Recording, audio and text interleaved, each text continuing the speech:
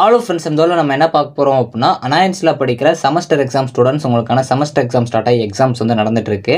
So இன்னைக்கு காலையில் பார்த்தீங்க அப்படின்னா ஃபஸ்ட் இயர் ஸ்டூடெண்ட்ஸ்க்கும் மத்தியானம் பார்த்தீங்க அப்படின்னா தேர்ட் இயர் ஸ்டூடெண்ட்ஸ்க்கும் ஒரு எக்ஸாம்ஸ் வந்துருக்கும். இன்னைக்கு காலையில் நடந்த அது மட்டும் மத்தியானம் நடந்த எக்ஸாம் கொஸ்டின் எப்படி வந்திருக்கு அப்படிங்கிற பார்க்கலாம். ஸோ நாளைக்கு எக்ஸாம்ஸ் இருக்குது அப்படின்னா கண்டிப்பாக அந்த வீடியோ ஃபுல்லாக பாருங்கள். அரியர் எக்ஸாம்ஸ் இருக்குது அப்படின்னா கண்டிப்பாக பாருங்கள். ஸோ வாங்க வீடியோக்குலாம் போகலாம். ஓகே ஃப்ரெண்ட்ஸ், ஃபஸ்ட்டோட தானே பார்த்தீங்க அப்படின்னா அனாயன்ஸில் படிக்கிற ஏப்ரல் மே 2024 ஸ்டூடெண்ட்ஸ் உங்களுக்கான செமஸ்டர் எக்ஸாம் ஸ்டார்ட் ஆகி இப்போ வந்து எக்ஸாம்ஸ் நடந்துட்டு இருக்கு. ஸோ இன்றைக்கி காலையில் பார்த்தீங்க அப்படின்னா ஃபஸ்ட் இயர் ஸ்டூடெண்ட்ஸ்க்கு வந்து செகண்ட் செமஸ்டர் எஸ்என்எம் கொஸ்டின் வந்து நடந்திருக்கும். அதாவது M2 பேப்பர் வந்து இன்றைக்கி நடந்திருக்கும். ஸோ இந்த கொஸ்டின் பொறுத்த வரைக்கும் பார்த்தீங்க அப்படின்னா மெஜாரிட்டி எல்லாருமே ஈஸியாக வந்திருக்கு அப்படிங்கிற மாதிரி தான் சொல்லியிருந்தீங்க. கொஸ்டின் பேப்பர் பார்க்குறப்பையும் ஈஸியாக தான் இருந்துச்சு.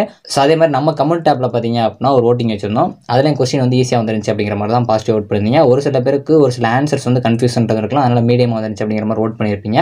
ஸோ மெஜாரிட்டியாக பார்த்தீங்க அப்படின்னா இன்னைக்கு கொஸ்டின் வந்து ஈஸி தான். ஸோ இன்றைக்கி எக்ஸாம் பண்ணியிருந்தீங்க அப்படின்னா உங்களுக்கு கொஸ்டின் எப்படி வந்துருந்துச்சு அப்படிங்கிறத மறக்காமல் கமெண்ட் பண்ணுங்கள். அதே மாதிரி இன்றைக்கி எக்ஸாமில் ஈஸியாக பாஸ் ஆகலாம் அப்படிங்கிற மாதிரி தான் காலையில் எழுதுனா எக்ஸாம் ஸ்டூடெண்ட்ஸ் வந்து ஓட் பண்ணியிருக்கேன். ஸோ மத்தியானம் பார்த்தீங்க அப்படின்னா IoT கான்செப்ட்ஸ் அண்ட் அப்ளிகேஷன்ஸ், அதாவது தேர்ட் இயர் ஸ்டூடெண்ட்ஸ்க்கு வந்து இருந்திருக்கும். இந்த பேப்பர் வந்து மதியம் நடந்ததில் பார்த்தீங்க அப்படின்னா கொஸ்டின் வந்து ரொம்ப ஈஸியாக வந்துருந்துச்சு அப்படிங்கிற மாதிரி தான் சொல்லியிருந்தீங்க. ஸோ கொஸ்டின் பேப்பர் பார்க்குறப்பையும் ஈஸியாக தான் இருந்துச்சு. ஸோ நீங்கள் இன்றைக்கி எக்ஸாம் பண்ணியிருந்தீங்க அப்படின்னா உங்களுக்கு கொஸ்டின் எப்படி வந்துருந்துச்சு அப்படிங்கிறத மறக்காமல் கமெண்ட் பண்ணுங்கள். நம்ம கமெண்ட் அப்படியும் பார்த்தீங்க அப்படின்னா மத்தியானம் எக்ஸாம்ஸ் எப்படி வந்துருச்சுன்னு கேட்டணும். அதையும் பார்த்தீங்க அப்படின்னா ஈஸியாக வந்துருந்துச்சு அப்படிங்கிற மாதிரி தான் பாசிட்டிவ் ஓட் பண்ணியிருந்தீங்க. அதே மாதிரி இந்த எக்ஸாமில் ஈஸியாக பாஸ் ஆகிடலாம் அப்படிங்கிற மாதிரி தான் பாசிட்டிவ் ஓட் பண்ணியிருந்தீங்க. நாளைக்கு பார்த்தீங்க அப்படின்னா 4th செமஸ்டர் ஸ்டூடெண்ட்ஸ்க்கும் ஃபஸ்ட்டு செமஸ்டர் அரியர் எக்ஸாம் பேப்பரும் இருக்கும். ஸோ காலையில் பார்த்தீங்க அப்படின்னா மெஜாரிட்டியாக 4th செமஸ்டருக்கு M4 பேப்பர் இருக்கிறதுக்கு சான்சஸ் இருக்குது. மத்தியானம் பார்த்தீங்க அப்படின்னா இன்ஜினியரிங் ஃபிசிக்ஸ் இருக்கிறதுக்கு சான்சஸ் இருக்குது. இந்த எக்ஸாம்ஸில் நம்ம எப்படி அதிக மார்க்ஸ் வாங்குறது அப்படிங்கிற பார்க்கலாம். ஃபஸ்ட்டு நீங்கள் காலையில் எழுத போகிறீங்க, உங்களுக்கு M4 பேப்பர் இருக்குது அப்படின்னா நீங்கள் முடிஞ்சளவு வந்து எல்லா ஃபார்முலாஸையும் கண்டிப்பாக தரவு பண்ணி வச்சுக்கோங்க. அந்த ஃபார்முலாவில் ப்ளஸ் மைனஸ் எங்கேயுமே வந்து மிஸ்டேக் விட்றாங்க.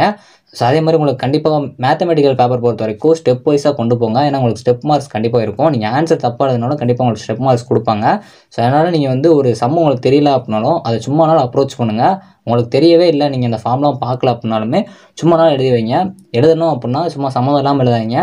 அது ரிலேட்டடாக ஓரளவு ஸ்டெப் வைஸாக கொண்டு போனீங்க அப்படின்னா உங்களால் வந்து ஈஸியாக அதில் மார்க் எடுக்க முடியும். ஸோ அதே மாதிரி பேப்பர் ப்ரெசன்டேஷன் நல்லா பண்ண பாருங்கள். மேத்தமெட்டிக்கல் பேப்பர் பொறுத்த வரைக்கும் அந்த கொஸ்டினை வந்து ஃபஸ்ட்டு நல்லா ரீட் பண்ணுறீங்க அப்படின்னா அதையே ஃபஸ்ட்டு வந்து எடுத்து எழுத பாருங்கள்.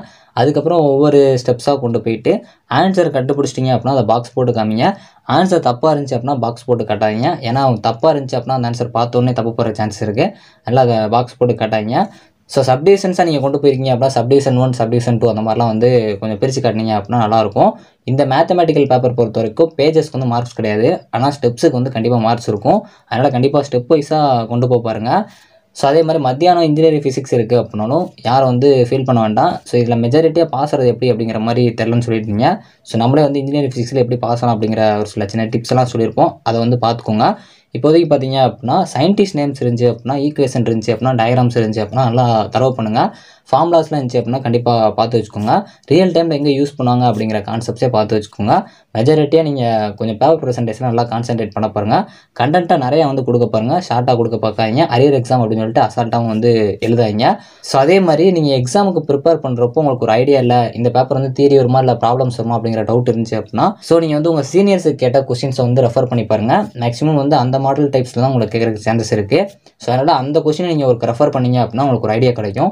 இதில் வந்து தியரி கேட்குறாங்க, இதில் வந்து ப்ராப்ளமேட்டிக் கேட்குறாங்க, இந்த பேப்பர் ஃபுல்லாகவே ப்ராப்ளமேட்டிக் தான் கேட்குறாங்களா அப்படிங்கிறது உங்களுக்கு ஒரு ஐடியா கிடைக்க சான்சஸ் இருக்குது. ஸோ அதனால் அதை அப்படி ரெஃபர் பண்ணுங்கள், கண்டிப்பாக உங்களுக்கு ஒரு ஐடியா கிடைக்கும். ஸோ உங்கள் சீனியர்ஸ்லாம் எழுதியிருக்காங்க அப்படின்னா கண்டிப்பாக உங்களுக்கு ஒரு 2 கொஸ்டின் கிடைக்கிற சான்சஸ் இருக்குது. அவங்களும் ஒரு அரியர் பேப்பர் எழுதியிருப்பாங்க. ஸோ அது மட்டும் அவங்க கரண்ட்டாகவும் எழுதியிருப்பாங்க. ஓகே ஃப்ரெண்ட்ஸ், நாளைக்கு எக்ஸாம்ஸ் நல்லா பண்ண பாருங்கள். இன்றைக்கி எக்ஸாம் கொஸ்டின் ஈஸியாக தான் வந்துருக்கு அப்படிங்கிற மாதிரி பாசிட்டிவாக சொல்லியிருந்தீங்க. நீங்கள் எக்ஸாம் பண்ணியிருந்தீங்க அப்படின்னா கண்டிப்பாக உங்களுக்கு எக்ஸாம்ஸ் எப்படி வந்துருந்துச்சு அப்படிங்கிறத மறக்காமல் கமெண்ட் பண்ணுங்கள். தேங்க்ஸ் ஃபார் வாட்சிங்.